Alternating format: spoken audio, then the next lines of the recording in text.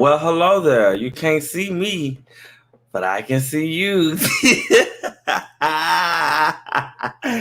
Hey, welcome to another episode of The Mess. And it's going to be a good one because we got some good shows. We got some closing shows to talk about. Got What If to talk about. Got Titans because I'm ready to talk about SuperFire because I'm not here for it. I'm ready to talk a little junk about that. Let me bring out my co-host, my partner. Uh-oh. Is she there? Avia. Oh no. Yes, Q. We cannot wait till you play this game. I'm ready. If you haven't seen the short on our YouTube channel, go see Q react to this amazing trailer that came out for his favorite game. So y'all go check that out. Like, subscribe, tell all your friends. You know, I'm by myself for the moment. So yeah. What's up, Dawn? How are you? What comics have you been reading, Dawn? Is that my co-host coming back? Yes. Yes. I was like, don't leave me! No! No, don't leave me! No! Nah. What's good? How are you? I'm great. Got some good TV shows to talk about. First of all, I want to commend you on telling me about Dickerson on Yes. Apple TV. It's an Apple TV original, and it's about it's a coming of age story of Emily Dickinson, as as Avia was telling us a couple weeks ago, and it's an actually good show. I was not expecting it to have the type of the comedy. And there's some drama, and I wasn't expecting any of that. It's a really great show. Haley Steinfeld, or Steinfeld, I'm probably going to say her last name wrong, but Haley, our new Kate Bishop in MCU, she's like the star of it, and she does a really great job. I don't know too much about Emily Dickinson, so this is a way for me to learn about the character in a great way, and has made me want to go read some poems by her as well.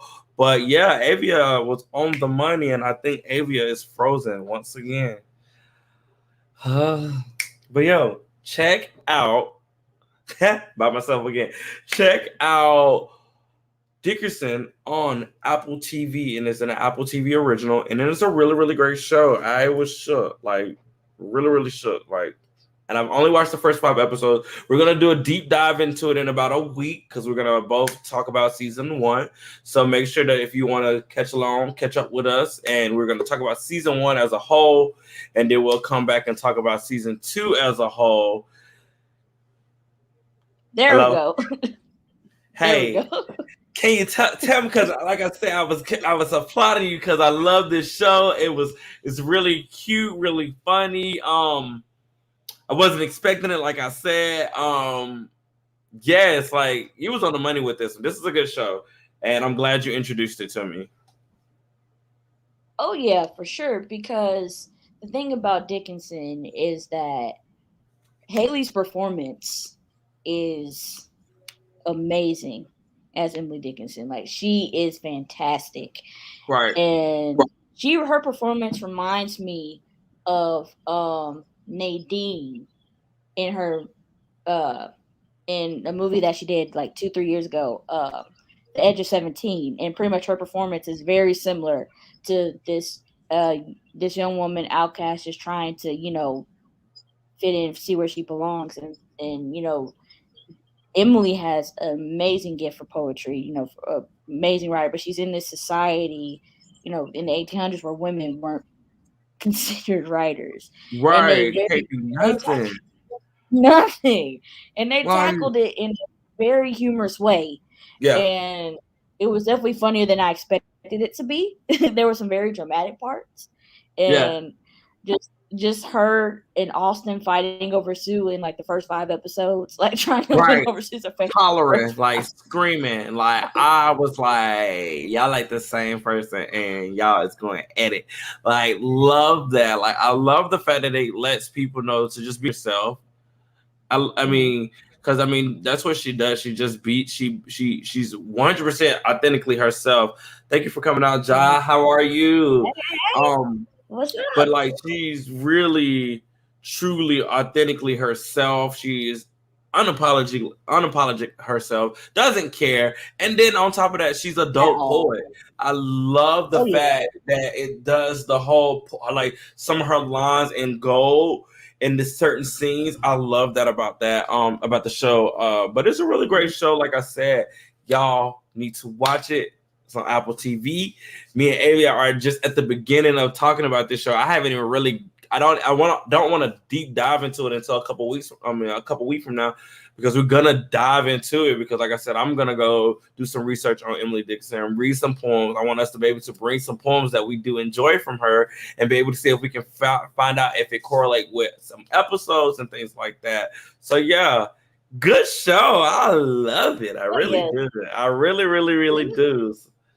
it It's a was one of the good. first ones that I watched on Apple TV. It was actually the first one that I watched when Apple TV came about in November 2019. That was the first one I watched, and I They, binged it like that day. I watched all of it in one day. I'm telling because I watched the first three back to back, and then turned around the next day and watched 4 and 5, and I was like, oh, this is a really great show. I'm ready to see how it develops and how these characters will intertwine. I really am ready to see her relationship between her and her dad continue. Mm-hmm. I'm kind of hoping that her dad does not pass away no time soon, because I just feel like that's just going to be devastating, and I'm not going to be Oh prepared for yeah. that, because I feel like they have this father-daughter relationship that can transform into something beautiful. So Mm-hmm. I'm excited to see how that happens. But no, I recommend it. Really great show. Like I said, me and Avi are going to do a little episode on it, and we're just gonna focus on just season 1. So make sure you catch up and come see that episode in about a week or two. And we're gonna do the same thing with season 2. And Oh is it gonna have a season 3? Do you know of anything yeah. right now? Yes, it's coming. Season 3 is coming out in like a few weeks, Oh, and that's the final really? season. Yeah, 3 is the last season. 3 is it.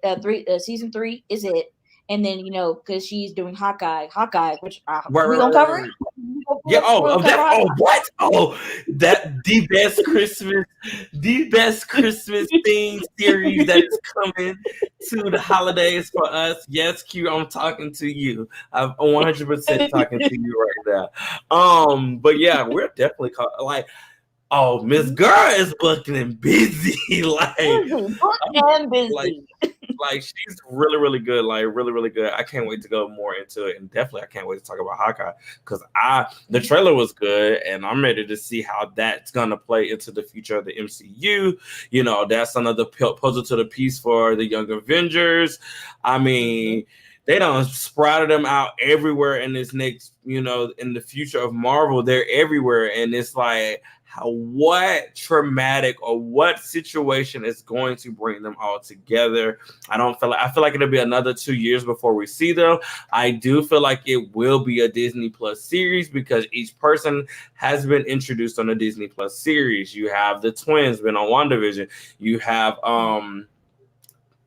Isaiah Bradley on Winter Falcon. Then you have now Haley coming there, and nobody was in Loki. Oh shoot, Kid Loki was in Loki. Like, I feel like they're introducing them on these series, because I feel like it's going to be a Disney Plus series, and I feel like that might be in like 2 years. I can see it being a Disney Plus I can see it like almost like how Hulu tried to do the Runaways.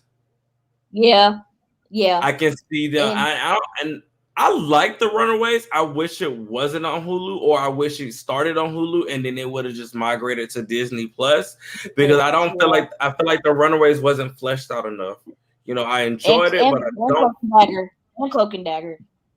Or Cloak and Dagger, and I enjoy Cloak and Dagger too. I mean, I was ready, because I felt like they was gonna do like the big crossover like they used to do in the comic books, and like they would have little parts, but maybe in the future. But that is false.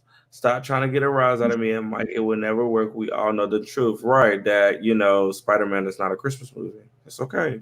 All right. You know. Next on the agenda, we have Reservation Dogs, which is a Hulu original, which is a great show who has been announced for a season 2. And we have two episodes, California Dreaming, and then we have Saturday. Saturday. Saturday.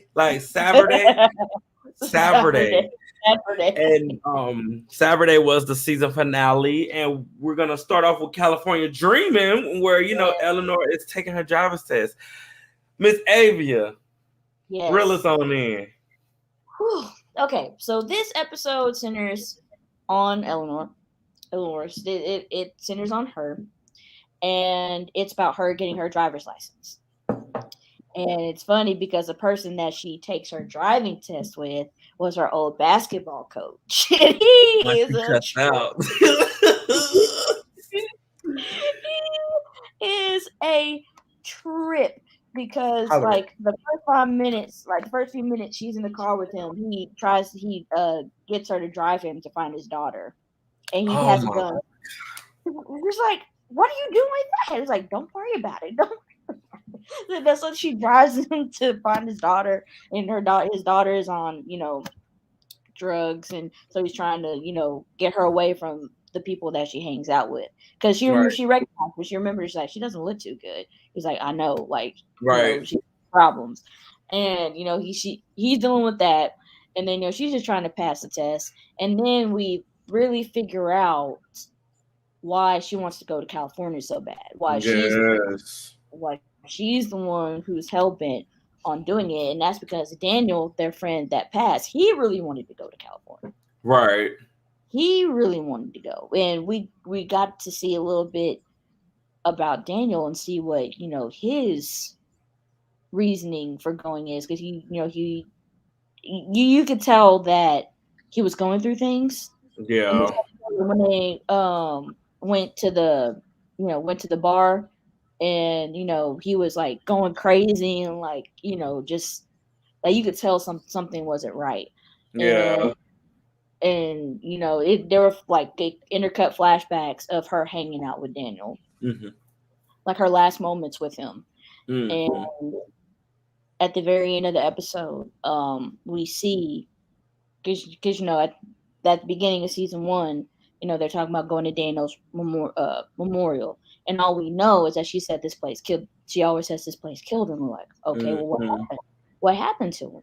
And she was the one who found him hanging in their place where they hung out, and she found him, and that's why she feels like she had to do this for him, Right.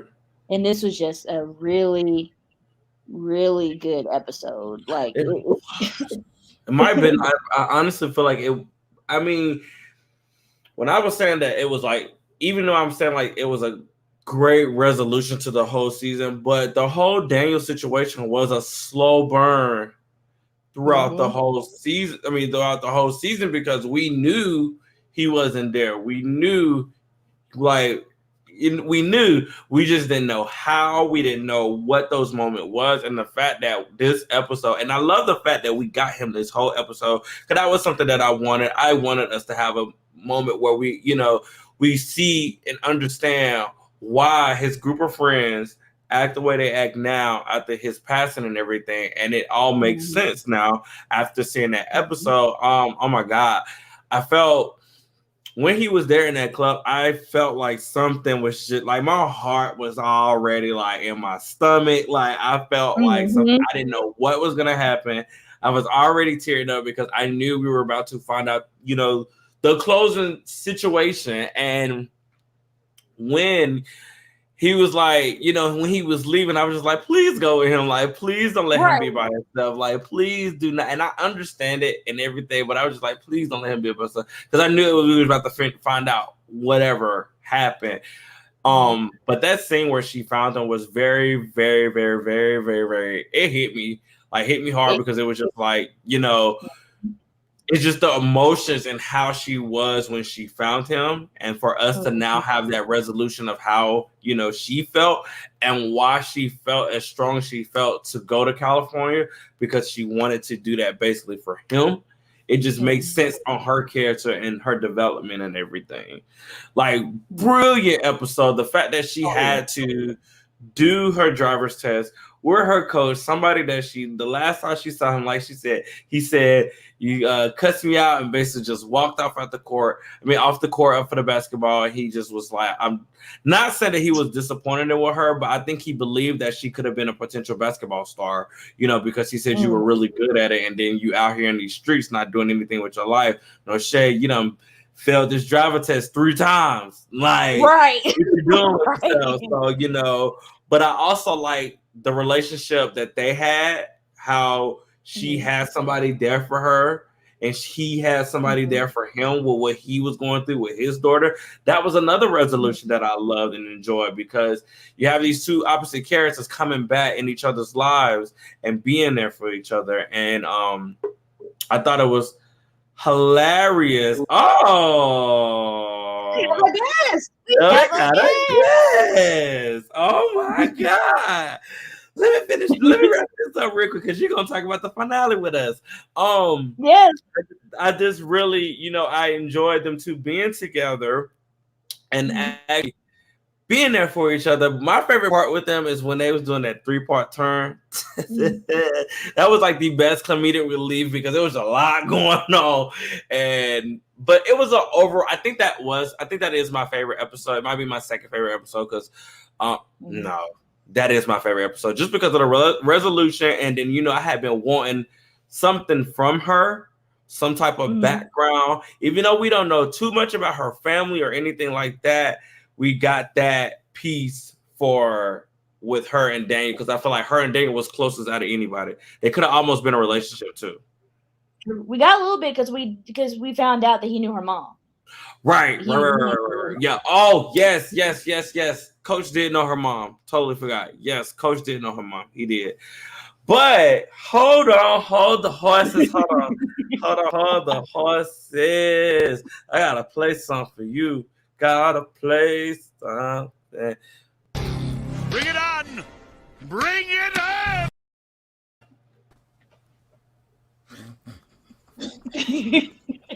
No. What, you made it? Hey. How are you guys? Good now. Good. How are you? I am tired. I've been trying to talk to a certain man's for 2 days, and finally got in, and I'm tired. but yeah. So what y'all talking about? Reservation Dogs. Reservation Dogs, the last 2 episodes. We just talked about California Dreaming, and we're about to go to Saturday. Saturday, Yep. the season finale. No, I'm thinking about it. Yeah, I know. I'm thinking about it. I didn't think I was thinking about it. I was like, man, I didn't think that was the way. Yeah, that did have a V in it like that. So yeah, anyway, Saturday. That's how exhausted I am. My brain got stuck on that. How did you feel about the season finale? I thought it was freaking hilarious. It was. We needed that. I think we needed that after the after the California Dreaming. I hate that it's called California Dreaming. I just realized that. Oh my God. That is sad. I just had a moment like, whoa. Yeah, but we needed that episode. It was hilarious. I mean, you had the uncle. I mean, okay, so the uncle, y'all. Let's talk about him for a minute. I loved him. Oh my goodness, he thought he was really helping with that little bitty old hatchet and against the tornado. I was like, somebody get this man. It was like, my medicine is strong. Like, I have strong medicine. No. He was so serious too. Up there yelling. He was like saying everything with his chest, telling the tornado, to go away and how he's gonna fight it. And I'm like, ooh. It's not going in well. And then the spirit guide, my favorite spirit guide, came back. Yes. He said, We had to take something. They wanted to take your life. I said, take your clothes. He thought he was helping. I'm like, this is my okay. So my ancestors, not my black ancestors. I got a black ancestor like this one. That's like, okay, I saved your life, but you're naked. But you can thank me. Oh my God. Like I cracked up. Like I was laughing so hard. Like I shouldn't have been laughing as hard as I was. Because it was funny. It was. And the part that was unexpectedly funny was when everyone's in the church and, the lights are out. After they have that scuffle with the, with the other gang or whatever. Mm-hmm. And they turn on the lights and they see each other like, what the fuck are you doing here? I was hollering. I lost it. God, I was hollering. I said, oh, how they going to survive in here?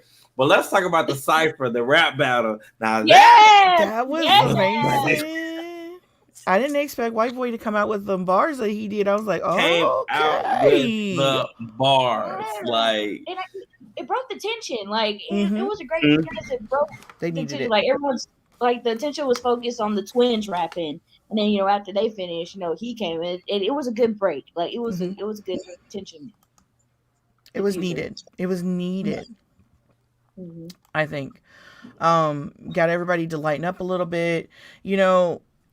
And I like the reminder that we had of what they went through when, Willie Jack was talking about, okay, it's my parents' anniversary, but, the whole community had been mourning Daniel.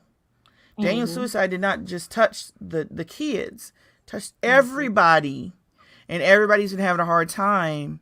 So the fact that they were coming together for the tornado and seeing each other and surviving the tornado, it was actually, I felt that little speech that Willie Jack did, and then seeing everybody together and there except for the uncle.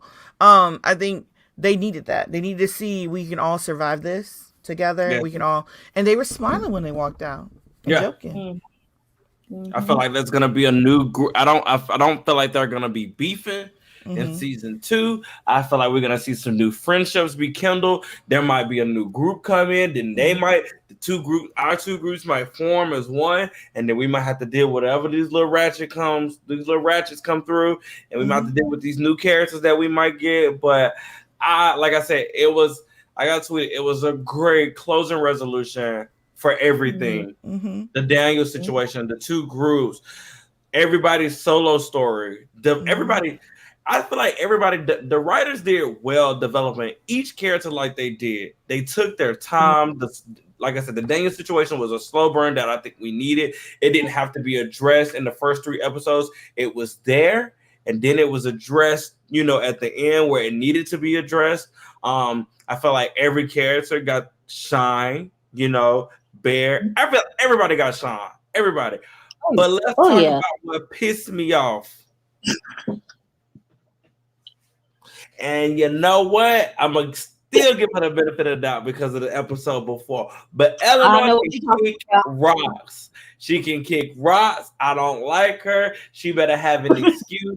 Like Avia said, the car better break down, so she got to come back. I hope the car breaks down. That's what's going to happen. I have a feeling that's what's going to happen. Like on their way, like before they even can like get far, I feel like something's gonna happen with the car or something. They have to come back, and then I feel like there's gonna be this animosity, but with her and Bear, Willie Jack, and Cheese, because the boy was sitting there on the curb, like he was on the curb waiting for her to pick him up, and she never came. So he's definitely gonna have some resentment for sure. Okay, but she basically told Bear he wasn't going.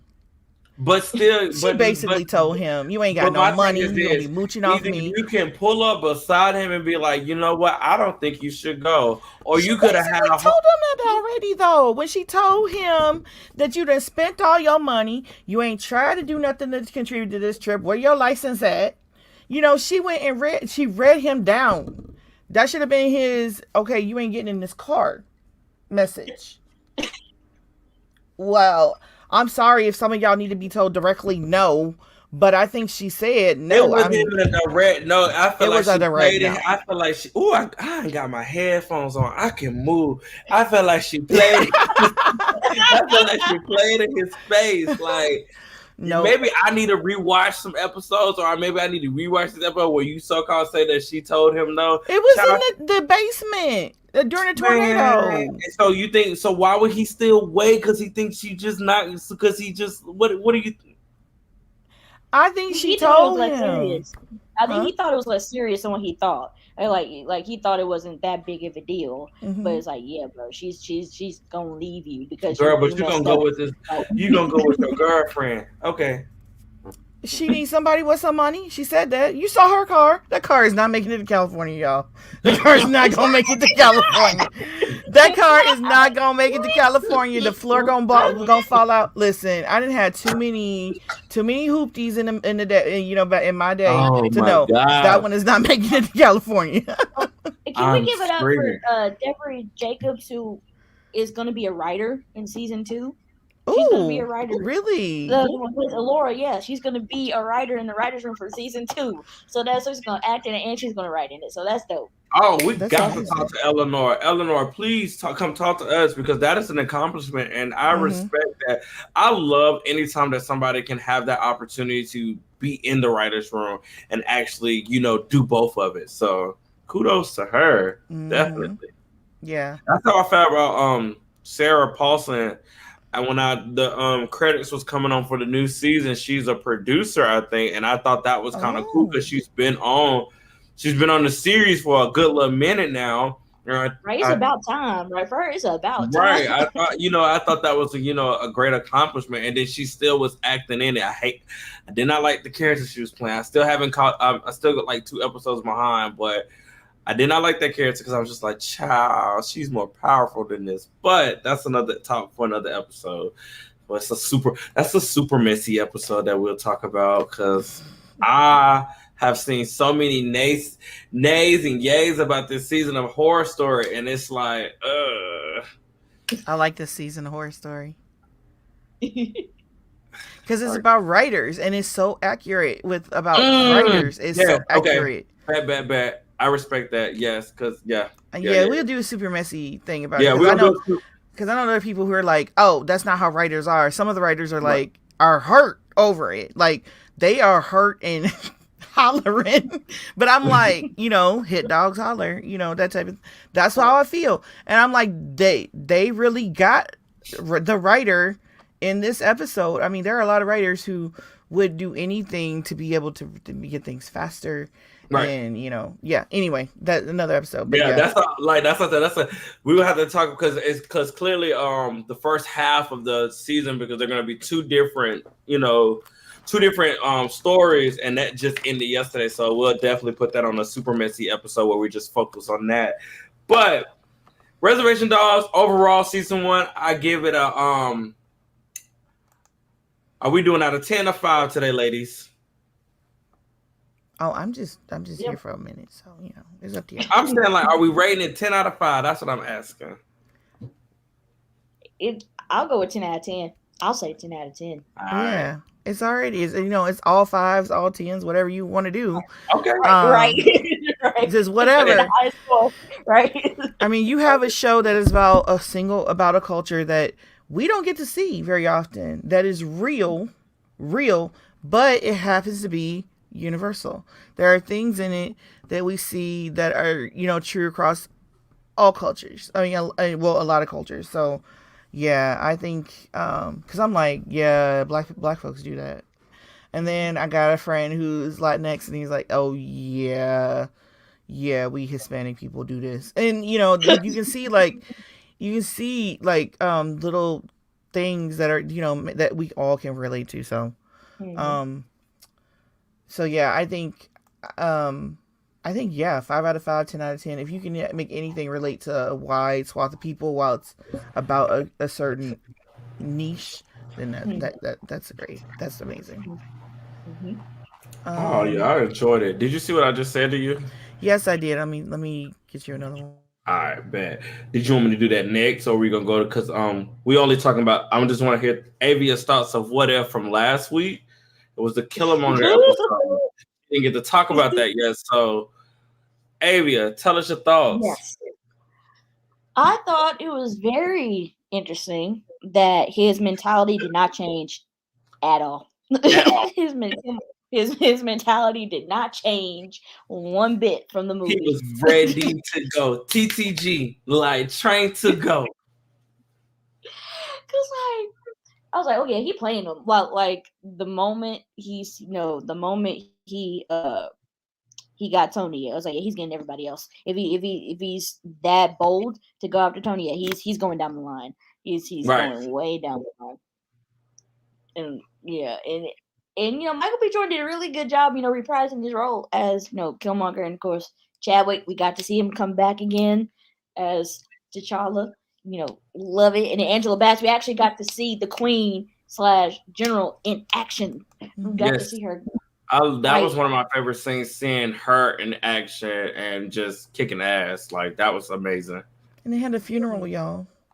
They did. The funeral. I felt like it was Chadwick's funeral.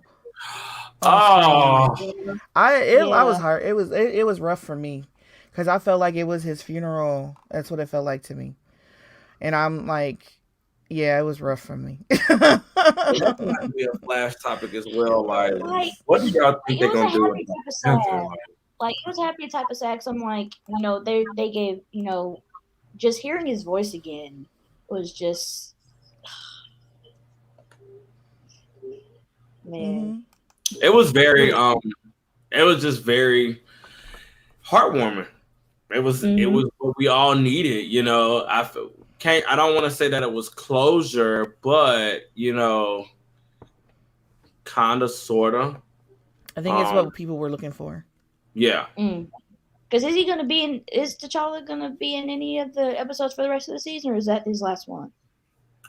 I think he has one more, because I was looking on IBM today, and his picture is on episode 9, and it has Gamora with him. Mm-hmm. You are worse than me with IMDb. I mean, like saying every other initial other than IMDb. You said IBM, and I be saying IMBD and all kinds of everything but the initials. Folks know what we talking about. Y'all know what we saying. Y'all know I have my moments. Don't do that. Yeah, he does have at least one more, I think. Okay, cool. Yeah. Cool. It was a great episode. I love the fact that we saw Ulysses Claudio, because when we saw him in Ways of Ultron, that was cute or whatever. But the fact that he was in this animated form and he was still acting the way he was acting, and then how him and Killmonger had this whole moment and everything, I was like, this is a hot mess. Mm-hmm. But when that part happened, when he used that gun, I was like, what are y'all trying to prove? What are y'all doing? Like, what are you doing? Like, what is the end game? Are y'all trying to put us in the end game again? Like, what is happening? Like, humiliating. Like, you're humiliating me and my feelings. Mm-hmm. I just say that he played his uncle like that. Like, he used his uncle's emotions to get what he wanted, and I'm just like, your uncle was really feeling bad for what happened with your dad / his brother, and you're using him to pretty much start a war to become the next Black Panther, and it's like, bro. You're telling him he should be ashamed of himself. He is ashamed of himself. He is apologizing. He is asking for forgiveness in his way, but you're still like, no, you're not. That's what I felt like Killmonger was doing. He was like asking for something that he didn't want to receive from his uncle. Because his uncle was like ready to, I think his uncle would have, if he would have said, to make this better, I need you to da-da-da-da. I think the uncle would have done it because he actually felt, he knew what he did and he felt like he needed to make good on it. And so I think he would have, but Killmonger, that shows you. Everybody who thought Killmonger just wanted to have family, no, he didn't want nothing. He just wanted to destroy some shit because he had a moment to have everything he wanted. I mean, I think the king would have gave him anything he wanted. I agree. And he didn't. He just wanted everybody to die. He wanted too much power and everybody to die. It's just the way he was just moving like he literally moved like a snake. Like a snake. Oh, letting yes. them It was bots creepy at one in. point because I was like, bro, you was like, you tripping. And Shuri saw him though. Right. Shuri And saw him it's though. Right. And then when he took the Black Panther serum, and he sees T'Challa again in the other plane, and T'Challa comes out. He's like, "Was it worth it?" He's like, "Yeah, it was worth it." It was like, I was like, beat his ass, T'Challa, beat him. Whoop. I thought the ancestors, the spirits, was for them to go at it, and then I say, "Not y'all." Mm-hmm. And then I said, "How is he dead? It's a super." And then I was like, "Oh, forgot it's a gun that Tony Stark made." Duh. Mm-hmm. But I'm like, why didn't the ancestors beat his ass while he was there at that tree? Why you don't deserve it? Tear him you apart. don't deserve to be Black Panther. You don't deserve it at all. Like what? Like come on. I mean, even if you get away from here being Black Panther, you still gonna be you gonna know that you shouldn't have been doing this. Right. They ain't do nothing. They just let him walk away. T'Challa, is it worth it? I'm like, you can do more than that. And I love when Shuri said, Tony Stark was a genius, but he wasn't the only one. It was Right. Know your magic, know your worth. Right. And her and Pepper are gonna, pretty much be like this. And I wonder if they're going to make Riri like that in Black Panther 2. I wonder if that's the type of role that Riri has in Black Panther 2. I'm curious. So I got a question for you too. Yes. Is this what if? Okay, is some of the what if going to be going to stick for the movies and everything else to follow? Like, how much is going to stick? Do you know what I mean? How much is going to be like?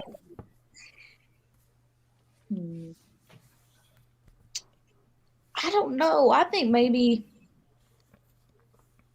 if they're bold, do we know? Probably maybe. Mm-hmm. Well, because they said that they're gonna make. Didn't they say something about they're going to really gonna try and make like the zombie thing happen, like a live action Marvel zombie? Didn't they say That's that? what I heard.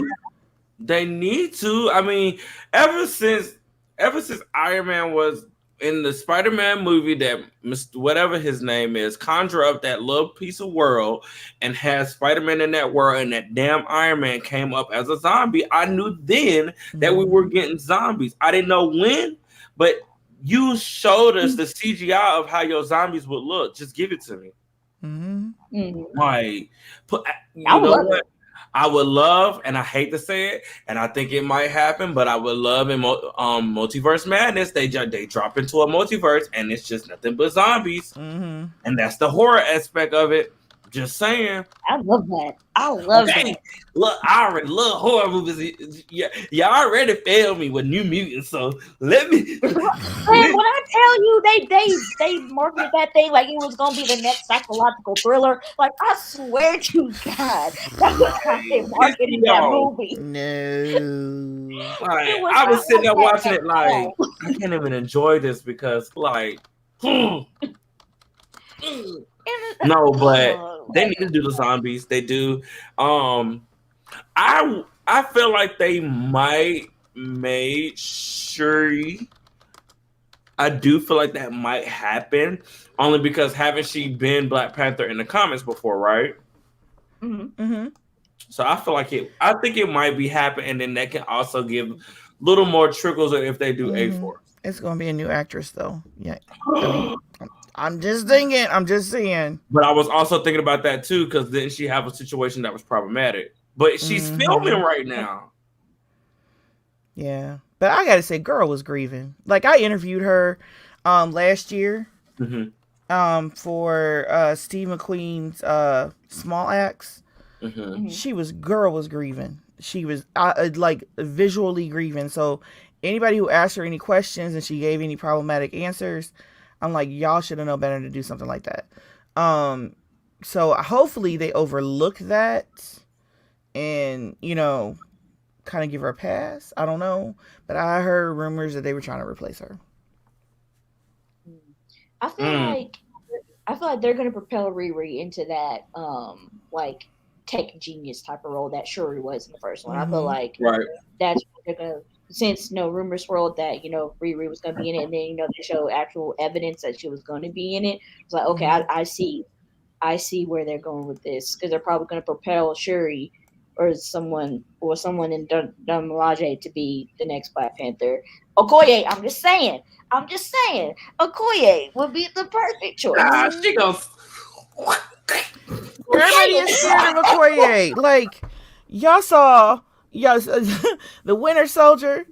Like, as soon as the Dora show up, he's stepping back. Like, I done told y'all what was about to happen.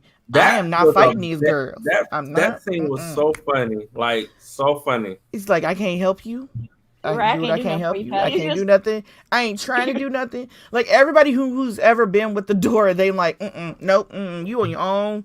You're on your own. And I think Okoye has shown that she is the leader of that group, and she can like handle it. So give it to her, Okay. And even in this What If, I mean, they was like, them machines didn't stand no chance at all. At all. Ooh, machines. Avia ain't seen this. Avia haven't seen this week's episode, so I can't. Not yet. I'm going to. But also, how she dominated, even though she died in the zombie episode, she was dominating before she died. Oh yeah. She did it. I mean, Okoye is a beast. Like, yes. Y'all would maybe want to watch Black Panther right now just for them. Like, we was watching Black Panther. When I was in the theater, my mom, in between purring at the screen at Chadwick Boseman, was saying, every time Okoye got up, she was like, she's like, this girl made me want to shave my head and get a spear. Come on now. I'm like, that is so wow. sweet. Yes, my mom, every time Chadwick came on, she was like, here, kitty, come here. Oh my God.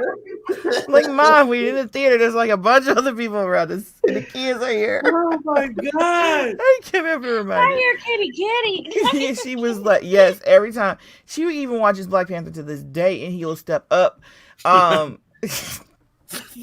She can't take him in the suit. She can't take it. It's too much for her. That's hilarious. But yeah, What If was good. That was a good episode of What If. I feel like they hit the stakes and they did whatever they wanted to do. Q says that now What If is going to be self-contained. They said, I don't know how I feel about that. Because I feel like they've opened up so many doors on every episode. Mm-hmm. I just feel like I feel like they should at least take a few aspects. Yeah, like just a couple of them. Like that, I would love to see the whole evil Doctor Strange. I think we are going to, because the Doctor Strange they showed us in the preview. The Spider-Man movie get started on that. I done tried to say something about that. Nobody don't want to listen to me. So no, I agree with you though. I agree with you though. You agree completely with me. Because it's just weird. Mm-hmm. The man is not like that, and why would just like to do it in the What If? That's a super mess episode. Cut it off. We got a lot of super mess episodes piled up. I'm gonna have to write them all out tonight, because that just made me another. It ain't number 30 minutes and just talking about one subject, because that just pissed me off. I love Doctor Strange. I know I do. Like, you gonna have somebody logging off mad on that episode. Just be like, I'm just done. That probably be me. Y'all ain't listening. I'm done. I'm out of here. I gotta go. What's next? Did you want me to do the big leap next? Yes, I was waiting for my clip. Okay, so will it be here at the end? I don't know. It may not be here tonight. She's downloading it. I tried to record on my end. Mm-hmm.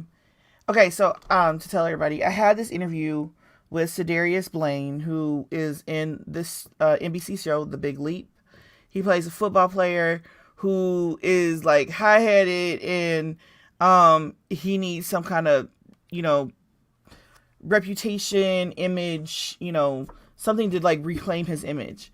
Because he's one of these that's like blows up and does all these awful things, fights and stuff, and he's reckless. Well, they're having this show called The Big Leap, where it's a dance show, and they get people who are just regular folks. They say just regular folks, but they're getting people with certain backgrounds to put on this show. And you talk about messy. Talk about messy. Like, one of the women is like, she's older, and she's an influencer who talks about aging all the time. But her family is falling apart. And like in one of the first episodes, they find out the husband has been distant, and they found out why. And okay, I'll just tell you, the assistant thinks they're talking about corn, but they're not talking about corn.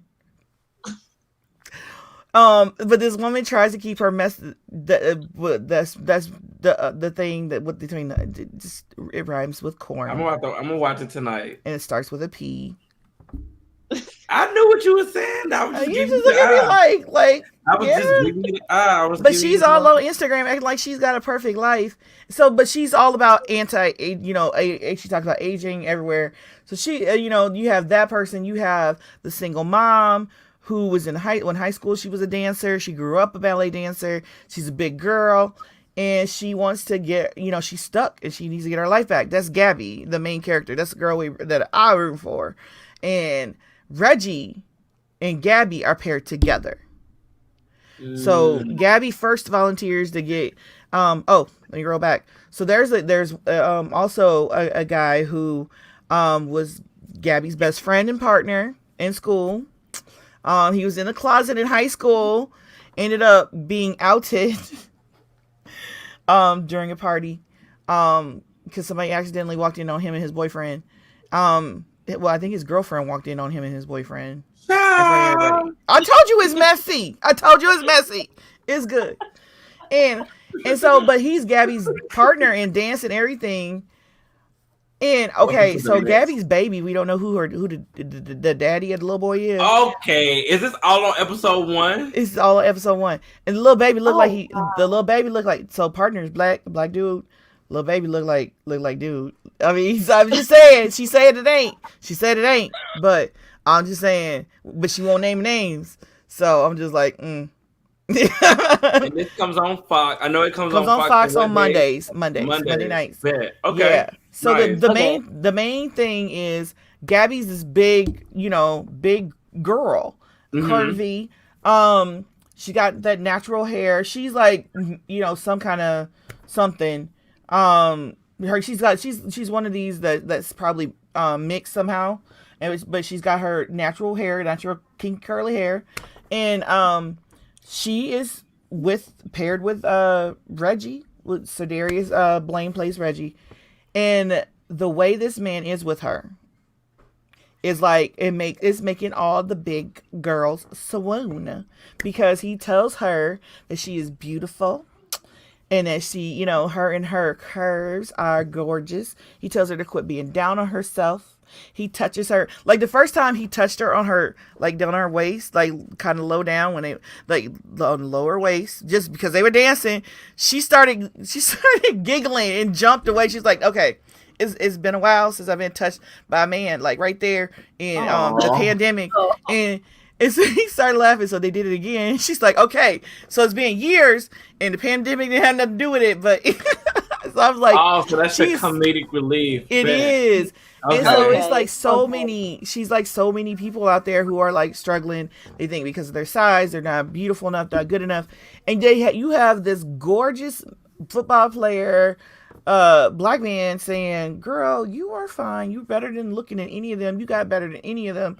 And it's like got all of us over here like, oh, okay, I'm glad you said it. And I asked, but he flirts with her, like openly flirts with her. But there was an incident that made that makes you wonder if he was really flirting with her or not. And I asked the question. And he sort of, Sedarius he kind of got around it tonight during the interview. I was going to show y'all that. But then he also said some stuff about growing up with women, who, like Gabby, came through a hardship, a women of all sizes, and, and just his appreciation and the way he talks about women, I think people need to hear.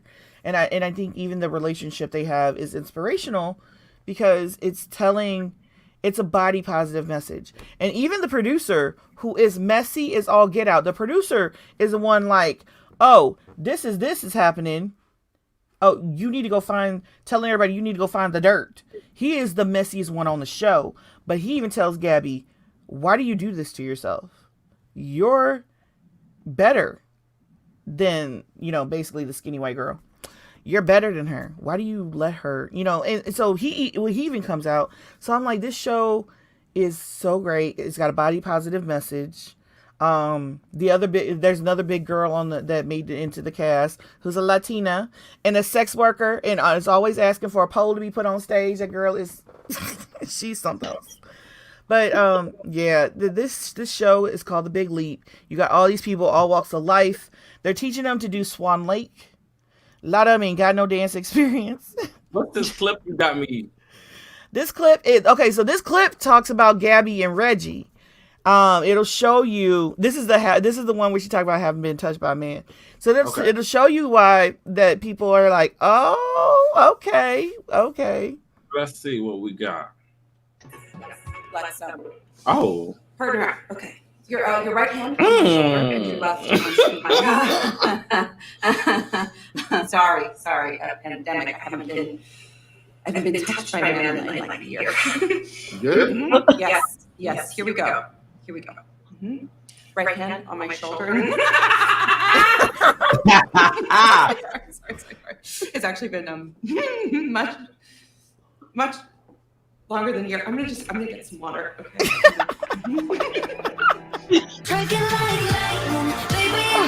Oh, that's gonna be. See, these are the shows that I be wanting to watch, and I hate if I get invested, they're gonna take it away from me. Well, he talked about so Sir Darius Blaine also directs. He has a few small shorts that he's done before, and he also writes. Nice. And I asked him if he's going to be doing anything on this show. He was asked about it. He's like, well, I don't know, maybe not this season, but maybe next season. And I think that was like I don't think he's saying that they're getting a next season, but I think that that the show, the pilot and everything has gone well enough to where I think there's some promise there. Nice. Yeah, and the dynamic between like that was like them meeting up the first day, and like he sees how she feels about herself and how she's treated by. There's a white girl on there who's like professional dancer, she's Miss Thing, and she tries to stick it to Gabby all the time. And there's one part what I'll show y'all. I'll call it the dirty dancing move, where Gabby's like, nope, you're not gonna do it. And he's like, yeah, we're gonna do it. And he does it to show everybody else that I have faith in her, right? And to show her I have faith in you, and you need to have faith in yourself. And it was like I almost cried. The moment was like amazing. So yeah, we definitely will be covering that. It's definitely. messy though, messy. Like it's messy. Like there's so the blonde girl has, I think, her brother. No, that's another one. But there's a dude who's a white dude who's gay, who's a dancer, who's out, who's proud, who's like he loves himself. He finds black dude who got outed in high school, and they kind of like each other, but there's a little bit of something there to where you think, okay, black dude needs some therapy. And, but the fact is he likes this other dude, and this other dude is like, if you don't like me, I mean, he brought his own tutu to practice. So he's like, I'm gonna be me however you want. If you're gonna be with me, you're gonna be with me. Right. Me and my tutu, so it's messy. Oh my goodness, it's messy. I'm ready. I'm gonna watch it tonight. I mean, there's 2 cutting episodes. Cutting into my Dickerson time, but it's better than her. Oh, I said what I said. It's better than her. Don't you come over here with that. We already talked about that show. That was our opening segment. You're not about to do. I'm not gonna talk about it. I'm not gonna say anything. I'm just saying. Anyway, we about to press on to the meat and potatoes. Yeah, I'm gonna get out of here. I'm gonna You out of here? Yeah, I'm gonna slide out of here. I thought I would have the clip. I wanted to play y'all a clip from the interview Right. It's because his okay. answers were so great. But we'll be ready and waiting to support it. You already know. Yeah. I'm gonna throw that Before on you go, because we're going to Titans next. Yes. Give us what's that hashtag you said you wanted to start? SuperFire. Hashtag SuperFire. SuperFire. Stand them. SuperFire. Hate them. Get on my nerves. You know, and then you know what I want to talk about with you. You know how you told me the other day on the phone. You was like, no, give it a chance. Give it a chance. She's not using him. And what happens under the bed? But did you see in the car later? Okay, now you don't want to listen to nobody. In the car later is where it showed. Feel encouraged and be there for somebody like she was doing and saying all this and that to still get what you want. I don't trust Blackfire.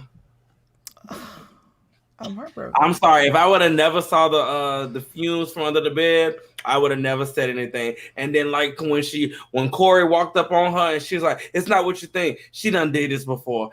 You can't." Have a good night, Joe. But in the car. That was cute. Yeah, that was cute. But that showed that she was like feeling something more powerful than what she was used to and what she was wanting to.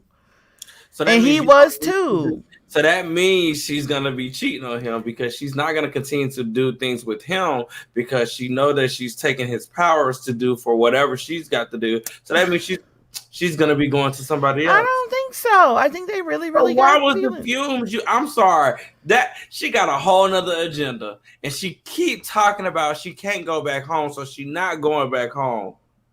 Why she be the villain? Why you gotta be so negative? I'm not being negative. Yes, you are. Not. Have faith in her. Have faith in the sister. Popcorn. I'm eating invisible popcorn.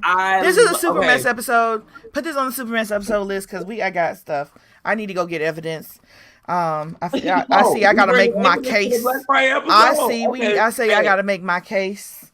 So let's go ahead and give her a welcoming out of this episode.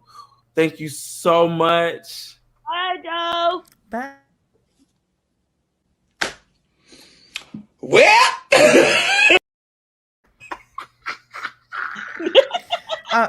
Bye. Not the well. Let me get out of here because y'all ain't right. Love you. We'll talk to you soon. You pressed the button. I didn't press the button. I sure did. Well.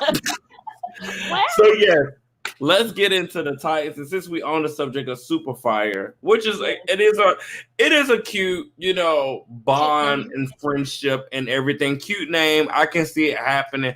I just, I feel like it's a lot of vulnerability, and I feel like it's a lot of walls that have came down completely too soon.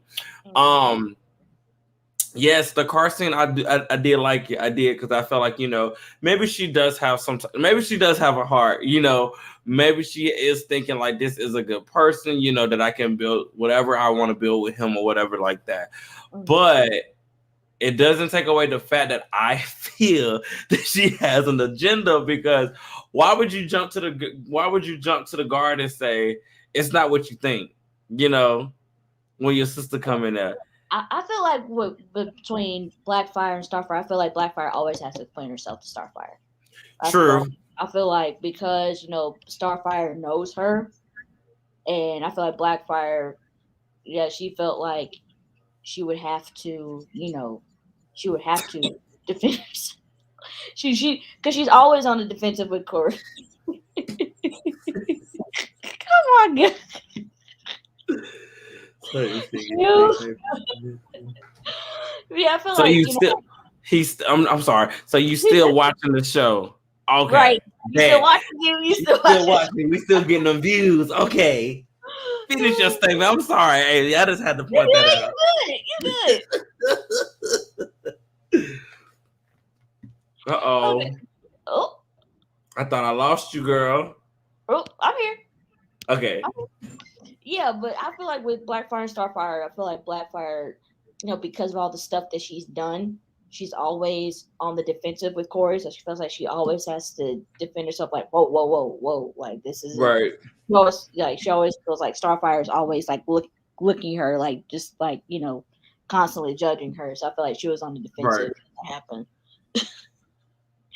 But I don't know. It was just something when they first met. It was kind of comical. You didn't think, oh, she's just flirting with him. Nothing. Right. That and he's flirting with her like when she transforms into the arm, like when her armor comes on and he looks at her in amber like, oh, okay. You mad? You mad? Right. So I'm like, okay, right. So maybe there is something here that actually can transpire into something. Yeah. And that's what I was like when they were in bed together. I'm like, okay, so it is going somewhere. Yeah. All right. Okay. And then when that happened, I was like, of course they have to do something. Come out. I didn't speak ill that you watched this show. If you watch the show, you watch the show. No shade, no tea. It is what it is. We would love you to watch the show. Maybe you can come on the mess one day and talk about the finale. Not. But yeah. I mean, I think what it is, I'm here for Blackfire and Starfire's relationship and Blackfire on her own. And I am here for the SuperFire moments. I just hope it's a genuine moment, because if it come down to it that she's playing in his face, I'm going to have an issue. Mm-hmm. But I'm going to enjoy the moment and everything and accept what I got. The scene was a little fire. I was like, y'all really with that on this. I said, golly, y'all ready that? You ready that? Like that. Like y'all. Because they messed up with Corey and Dick. They messed them up, so they got to kind of. I didn't want to talk about that because I didn't like the fact that he gets on the phone with Barbara, which I'm still not here for the whole Barbara and Dick situation. Like that's. I'm not here for it. But then have Corey come right behind her and then say, hey, you got something on your here, take this napkin. Wipe your face off. Wipe your face off, baby. I said, y'all just don't want to give us this. Y'all better give it to us next season. You better give it to us next season, please. We want it. I'm sorry. I am sorry. Dick and Barbara do not belong together. Mm-hmm. They are trying way too hard. Way too hard. And I feel bad because Barbara, I'm sorry, Babs. We love you, Babs. We love you, Babs. But you and Dick just don't need to be together. You don't. It's giving toxicity. Right. SuperFire forever. SuperFire forever. Let's talk about Dick. Let's get into him real quick. I feel kind of bad because and I'm talking about both episodes together. Because they weren't in the last episode, but I kind of feel bad because I feel like he's in that place of being Batman. And now he's in that psychological mind of Batman as well. Because when, he got hit by the car and he was in the hospital and then he saw the bat, I'm like, oh, buddy, you really acting like you Batman. Like you really going through what Batman goes through. I'll never forget. I think it's the Val Kilmer Batman when Val Kilmer was seeing, oh, God, what was that actress name? Oh, God, when he was talking to she was a psychiatrist or whatever. And then he went to her house and he was seeing bats and stuff like that. Oh, God. I feel like Batman always deals with that psychological trauma, seeing bats. And the fact that Dick was going through that in that episode, I'm like, oh, you really have trying to fully take the mantle of Batman because he left you. No shade, no tea, but you are really trying to take responsibility for the whole team and everything that he left you behind. And it's sad because, like, he is trying, but I feel like he really is. I feel like he is stuck in between a rock and a hard place on what. I feel like, no shade, I feel like he's kind of lost himself. I agree because I feel like at this point, like he can't do anything right. like he tries, like, you know, like with this whole Tim situation, like Tim coming up to him like, I know who you are, like I know who you guys are, you know, coming up as a big fanboy. He's like, Tim, I don't know what you're talking about, like I don't know, what are you talking about, like it's catching too, because if Dick, you know, Dick's line, because, you know, trying to protect Tim from being, you know, being caught up in what they're caught up in, but also if he tells the truth, Tim knows her identity, and, you know, he's going to try and join them, which is his fear. Like, he doesn't want something to happen to anybody else, because what happened to Jason, what happened to Hank, Don leaving, what happened to Donna, and we'll get to that. Oh, I can't wait till we talk about that. I was about to say child, but it was too late, because you can't prevent situations from happening, because if he would have told the truth and be like, okay, let's work together, and then see what happens. Mm-hmm. All right, let's move on to Tim. I love how they introduced him more in this episode. I love how they gave him scenes with Dick as if it was, you know, Batman talking to Dick or Batman talking to Jason. It was Dick talking to Tim, and, you know, that, you know, Dick taking the lead role and, you know, trying to protect him, because normally we know that Batman, not saying that Batman wouldn't protect them, but Batman protect them and took them in and gave them, you know, that opportunity to put on the suit or whatever. Versus Dick is more of, I'm not going to tell you who I am, and I'm going to keep you away and still try to protect you, and still didn't protect him. Mm-hmm. God, that hurt my feelings, man. Like, I mean, I understood where Tim was coming from. I get it. I just felt like wrong time, wrong place, man. Like, God, I felt so bad, because it's like, I get what the writers are trying to do. This is his origin story. This is how, but you know what I thought about when that happened? I was like, well, damn, they're going to be able to fix him. And then when he does get into battle, is he going to be able to breathe? Like, is he going to have like problems with his chest and his lungs? Because we don't know the damage that was done or anything like that. So I'm thinking about him actually having a career as a Robin. Like, is he going to have those moments where, you know, he's going to fail because he cannot perform well because of him being shot? I'll talk about this in the next episode, because I have a theory. Well, you can just mesh them together, because I mean they weren't in. I mean, because the only other thing I would have talked about the last episode was Crane. Crane is insane. Yep. Like, this is another episode that I kind of felt bad for everybody, because I was like, y'all are all in situations that y'all caused, and y'all don't know what to do. Right. Same for Jason. You want to come back home now, and then same for and then Jason being there when Tim gets shot, and now he has that feeling, because he's like, I was coming for you. He's like, I want to be a Robin and everything. Now that's gonna trigger Jason's psyche, you know. So it's like that's gonna make him feel some type of way now going forward, because this dude done put himself out there for you, and now he done got shot in the line of fire. Yeah, I just feel like everybody. The only person I feel like that is not in the place is Starfire, because she keeps having these visions, and I feel like she has not put herself in a place where she is like everybody else. I feel like she's still in her own little solo story, because we don't know where these visions are coming from or how this is gonna happen or whatever. But let's go, because I like I said, Crane, I hate that man. I mean, but that's what he's known for, though. I literally just want them to go ahead and let that man put his suit on and let him terrorize them. Just gonna let him terrorize. I want to see the mask. I want him to go to Bruce's, either him or Jason, go into Wayne Manor, steal the mask, and then put it on and cause chaos. Like, I am ready. Ultimate chaos. And I feel like with Starfire, I want to see her in her final form. I am ready to see her. Oh, it's coming. And we kind of got it in the first fight scene of season 3. We kind of got it there until she had to talk to the therapist. Yeah. But like, I felt it's like they keep like. I'm screwed. Like, I'm ready. like I'm ready to see Starfire in her ultimate form, where she's not having visions anymore. Like, Yeah. trying to figure out who she is, where she knows she's the Queen of Tamarind, but she's also a Titan. Her and Dick are in a loving relationship. She's kicking ass, taking names. Yeah.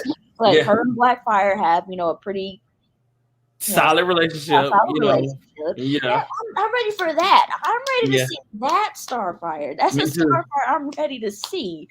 But These writers, like I tweeted, and I'm gonna tweet them every day until they respond. I just want to talk to the writer that wrote episode 8. That's it. Come take a seat. Talk to me real quick, please. I got a couple questions. What was the end game? What is your end game? Because I want to know. Let's go ahead and move to the next episode that was called Souls. I want to know what was y'all thinking by putting me in this black and white and this color, and you kept switching me, you kept taking me out, that was too much. Like, well, they wanted to show that you're on Themyscira here. You're in the soul loved plane. it. You're in the spirit world here. Yes. And can I just say the fact that they pretty much made fun of themselves? That because when her and Hank, I'm so glad they brought him back. It was so unexpected. Right. He came in the car, Yes. living on a prayer, blasting. Yes. And Donna's like, not Donna. Donna's like, you're here. That means you're dead. You're dead. Like, how did you die? Like, what happened to you? Right. That was a good comedy gold scene right there. It was really good, really refreshing. And I like that little triangle that they did in this world, like in this in between world. You had Tim, Donna, and Hank, and they were all. It was like this little triangle, and they were all there to help each other. Mm-hmm. Loved it. Oh God, I loved it. And Donna's introduction in this was amazing. It was simple, but it was like, Tim, he's trying to get off the train, he's running to get off the train, and all of a sudden you just see Donna sitting in the seat next to him, be like, I was so excited. I said, you better jump your ass off that train because it's time for you to come on back. Right, he's the coat, like her outfit this episode with the fur coat. I'm like, I see you, Donna. I see you. And her, Tim, like, who are you? Like, kid, stop running. Like, what are you doing? Like, you can't leave this place. Like, just get over it. Get used to it. Like, Miss Troy, like, don't stop calling me Miss Troy. Like, stop calling me Miss Troy. I thought that was funny. It was I've missed Donna. I've been pissed with the writers since that episode at the carnival. As she said I died at a carnival. Not saving the world from an asteroid. Cool. Not saving the world from an asteroid. Not, a carnival. And lightning. And then we see her sisters riding lightning. And it's like, golly, but what I liked about this episode with Donna is that we see her at a broken state. Mm-hmm. Because he was like, when Hank was like, well, what the hell happened to you? She was like, I died. Like, I literally died. I didn't have and what I perceived is that I didn't have no Tim. I didn't have you here because I didn't know you were dead. Mm-hmm. You wasn't dead when I was dead. So I've been here by myself. I freaked out just like Tim did when he got here. And I didn't have nobody to pull me down and ground me. Mm-hmm. I died, What is the point of me even trying to find this bridge? I'm dead, and I love the fact that we got that nice little super development from her. Because at first I was like, oh, my girl she ain't with it. She don't want to deal with it. She ain't with the drama. And that's a great contrast because Hank is like, let's go find this bridge. Let's go. And she's like, no, I don't want to go. And I was like, you know what? It's going to be the exact, when I was watching, it's going to be the exact opposite. Watch Hank not go and watch her go with Tim. I knew it. I knew that was going to happen. I was like, okay. But it was a perfect setup. I mean, because I said, and I felt bad because I was like, they not about to let Hank go back. Hank is the sacrificial point wherever they go. So, he literally just died this season. Donna been dead for a whole season and a half.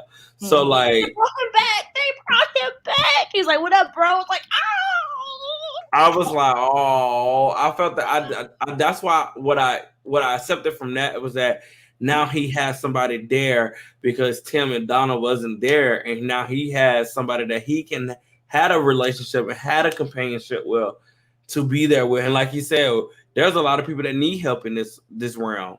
Let's go, let's go help them. And then with Tim had his little development as well, and I appreciate it because it was like I was like. What made me appreciate the episode with Tim is that I can see y'all really starting to build up his heroic journey into becoming a Robin. This is his tribulations that he's going through. He ain't going through the trials yet because the trials will be the battles that he have to go to. What is he going to do when he actually have to put the suit on and be a teen? How is he going to react? What would be his decisions and everything like that? But I felt like this was his tribulation of how would he handle being in this state of mind, and then when he's getting his thoughts and everything back, he's like, I got to get back home. He could not let that go. I have to get out back home. And then being on the bridge and then taking that leap. Mm-hmm. And I think that's going to be something that we see with Tim. Is Tim is going to have to build up courage. Mm-hmm. And I feel like that's going to be an ongoing factor. And we're going to see him grow into who he's supposed to be by overcoming his fears, because I feel like him jumping was him overcoming his fears. What I thought he was going to do was think that he was going to fly like a Grayson. I thought he was going to be dressed in a Robin suit. I'm going to be honest with you. I thought he was going to have the Robin suit on and fly. That's what I thought. I thought that. I said they're going to give it. I said that's too early. I thought about that. I said, nah, I really thought he was going to probably think like, I want to fly like a Grayson so that he can like do some type of flip over and get to the next side of the bridge. But you know that part, like before they got to the bridge, like after they got out the car, after Hank tells him, if you visualize something, if you really want it, it'll come to you. And if you notice, when Tim got out the car, he was like, he was trying to manifest something. He was trying to manifest something. And speaking of that, we talk about how Donna was wanting to get like either the lasso or like a sword or something, and the bottles came. Right.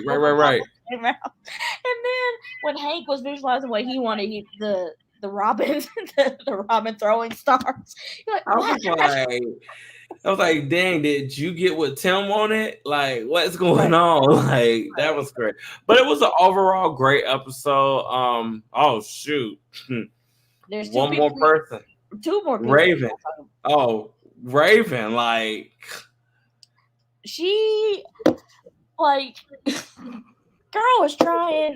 She was fighting for Donna. I'll give it to Raven. She was really trying to bring Donna back. That pretty much was her story in this episode. Her pretty much defying the rest of the Amazons, with using her supernatural way, right, bringing Donna back. But because she, messed up, because she went against protocol, right. She got punished. And I thought it was interesting how her punishment was, she had to rebuild that stone structure. And it kept falling. And when she finally built it back, she was like, Donna's gone. Like she's not back. She's right. Like, yeah, that's the point. Like that's what I'm trying to tell you. Right. It's funny when she's like, I'm going back home, and when she's getting ready to leave, Donna's gone. Right. She's like, oh shit, it worked. It worked. Right. And then I can't wait to see them reunite. Oh, I'm so ready. Like, and Donna, when she visualized the sword and it came out, I was like, please, I am begging, I am praying, please let her be Troya from now on. Please, can we have that? Because she has grown past Wonder Girl at this point because of her mentality, of being being a more mature. Yes. A more mature superhero. She has graduated past Wonder Girl now at this point. She definitely needs to be Troya now, but that especially with the sword, because Wonder Girl didn't have in the early seasons. Wonder Girl never had. She did not. It was just a lasso. Just a lasso. So I'm excited to see where they go with her. Like my girl back. Yes, I'm like, oh, about time. And the fact that you said that they made fun of their mistake. They made fun of the mistake of having her die at the carnival. Like they was like, yeah, we messed up. Yeah. messed up. Of course you did. Like I was like, what? You wait, like seriously, y'all? Like seriously, lightning? Okay, bet. And then the preview of Wonder Woman 84, we see Diana riding lightning with the lasso. Like she could have did that. She had lasso. She could have did that. It was the way she took that lasso and said, "Tim," I said, Yes. girl, and she had a wow. I said, yes, like bring her back in color because I'm so ready for her to suit up. Hurry up. Bruce. And she say Bruce, so that should also show how she matured. She say Bruce from the fire when he tried to burn the castle down, burn the mansion, whatever he was living in. Girl, I was told, I said, not his will. And then we cut back to, I said, now he gonna set himself on fire. This is not my Bruce. This is not my Batman. Right. This is not my Bruce Wayne. Not you want to set yourself on fire. Like, seriously, Bruce?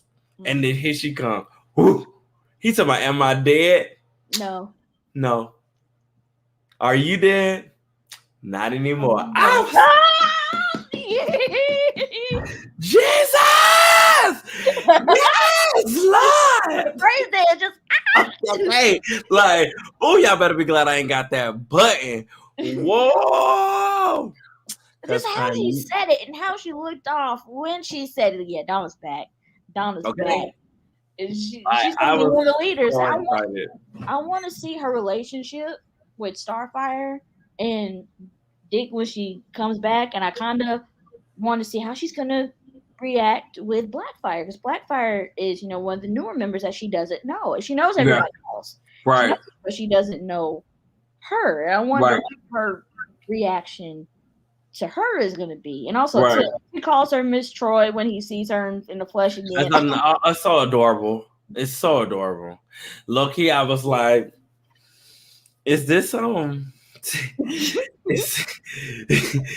this what did I say? What did I say? What did I say? Did I say Troy Drake? What did I say? Wonder Drake? I said Wonder Drake. I said, is this Wonder Drake that I see happening? Right. One part that got me was when after he called her that, she's like, "Kid, how old do you think I am?" Right. 30. Hollering. But I can't wait till they see each other again, because I feel like they're gonna have a deep connection as well. Far as team on, like when they actually are on a team, I feel like they're gonna be right beside each other, like fighting. I do feel like that's gonna happen. But overall, 2 good episodes. I'm super excited to see what happens. I think we have 3 more episodes, if I'm not mistaken. 10, 11, 12, 13. So 4? 4? I think we have 4. Let me see. I'm looking right now. I think about 4. Let's see. Let me be right. Titans. Oh, Souls was good. It was a good episode. I enjoyed it. Oh, child. Oh, no, that's season. How about I say that's season 1? Yeah, we got 10, 11, 12, and 13. So yeah, it's renewed for season 4. I do too. I really hope so. I'd be glad when they drop this Young Justice trailer. Since I'm ready for Young Justice. Okay. I am ready for Young Justice. Ready.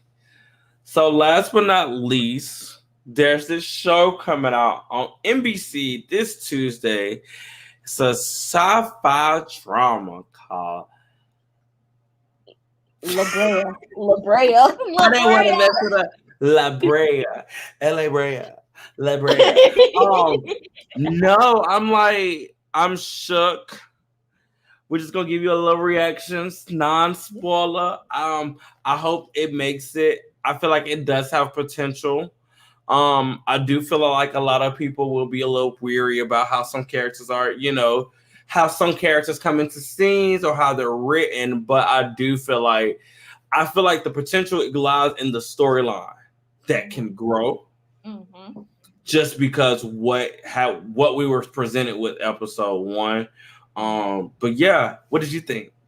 I thought it was interesting. It does have potential. it has potential to be a great NBC show. And Yes. NBC does take risks for, shows like that, like Heroes. Mhm. Those type of shows. But I just hope they don't cancel too early for it to really be fleshed out. Right. Was Manifest on NBC? Yeah, it was on there for 3 seasons, and Netflix ended it. Netflix got the last season. Yeah, like with Manifest, like shows like that Mhm. put a spin on sci-fi, and it definitely has, the writing could be a little bit better. It could be a little bit better, but for the most part, it definitely kept my attention. It definitely does have potential to be Yeah. a good show. I have so many questions I want to ask, like, because I'm just like, well, have this, that, the third. Well, what are you gonna do with this and that and the third? So I'm like, you set me up to enjoy it, and I want to see it be, I want to see it have a storyline, because I feel like there is a potential storyline there. So I want everybody that's watching this live to check out the premiere on Tuesday, NBC. I think it comes on at 8.